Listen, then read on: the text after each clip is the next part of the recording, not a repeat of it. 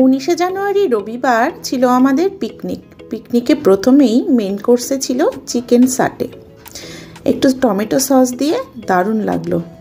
তারপরে পড়ে গেল ভাত, ভেজ মুগ ডাল আর তার সঙ্গে বাদাম দিয়ে ঝুরি ঝুরি আলু ভাজা। একটু লেবু চিপে ঝুরি ঝুরি আলু ভাজা দিয়ে ডাল খেতে আমার তো দারুণ লাগে। তারপরে এই ডাল আলু ভাজা খাওয়ার পর এলো কাতলা মাছের পাতুরি। কাতলা মাছের পাতুরি বেশ নতুন একটা আইটেম, তো দারুণ ফ্রেশ কাতলা মাছ ছিল। আমি আরও একটা কাতলা মাছ নিয়ে নিলাম।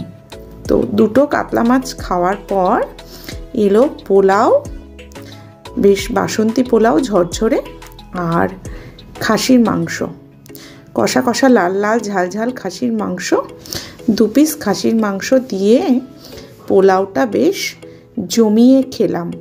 শীতের দুপুরে স্যালাড, পোলাও আর খাসির মাংস, ব্যাস আর কি চাই।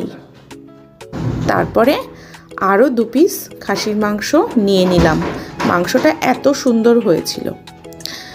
মাংস খাওয়ার পর এলো চাটনি, খেজুর আমসত্ত্ব দিয়ে একটা বেশ জেলি চাটনি, আর তার সঙ্গে পাঁপড় ভাজা।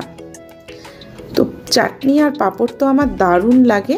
আর শেষ পাতে ছিল মধু মালঞ্চ আর একটা গোলাপ জামুন। মধু মালঞ্চ এই কল্যাণীর দিকের একটা বেশ স্পেশাল সন্দেশ, এবং অসাধারণ টেস্টি খেতে হয় এই সন্দেশটা। তো জমিয়ে এই সন্দেশটা আর গোলাপ জামটা খেয়ে শেষ করলাম।